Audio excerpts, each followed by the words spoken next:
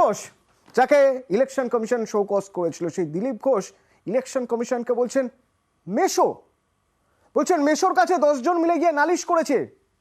এরকম আবার হয় নাকি? দিলীপ ঘোষ ইলেকশন কমিশনকে মেশো বলে উল্লেখ করছেন। কমিশন হলো মেশো। শোকজের পরেই এবার পাল্টা আক্রমণ দিলীপের।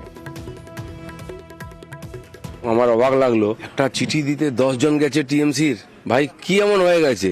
সকালে উঠে মেসোর বাড়ি দৌড়েছো তোমরা, যখন রাস্তাঘাটে দাঁড়িয়ে কার নামে কি না বলেছো। আমরা তো মেসোমশাইয়ের কাছে যাই না যে মেসোমশাই কান মুলে দিন। আজকে পারছো না রাস্তায় রাজনীতি করতে, তাই ইলেকশন কমিশনের কাছে যেতে হচ্ছে। যাও, ঠিক আছে, আমরাও আইন মেনে কাজ করি। যারা রাজনীতির ময়দান ছেড়ে দিয়ে আজকে ছুটে যাচ্ছেন, যারা কোনোদিন রাজ্যপালের কাছে যেত, রাজ্যপালকে গালাগালি দিত, তারা রাজ্যপালের কাছে চা খেতে যাচ্ছে, ইলেকশন কমিশনের কাছে যাচ্ছে। কেন ময়দানে লড়তে পারছো না? দিলীপের এই মেশো মন্তব্য কিভাবে দেখছে তৃণমূল? শান্তনু সেন তৃণমূল নেতা, আমরা কথা বলেছিলাম। দিলীপ ঘোষ স্বভাবসিদ্ধ ভঙ্গিতে আরও একবার বাংলায় তথা ভারতবর্ষের একমাত্র মহিলা মুখ্যমন্ত্রী মমতা ব্যানার্জির বিরুদ্ধে অশ্রাব্য কথা বলায় model code of conduct violation হল। তৃণমূল কংগ্রেস তার বিরুদ্ধে প্রতিবাদ জানালো। সে বিষয়ে বক্তব্য রাখতে গিয়ে দিলীপ ঘোষ নির্বাচন কমিশনকে আক্রমণ করে মেশামশাই বলে ব্যঙ্গ করে আরও একবার model code of conduct violate করলেন।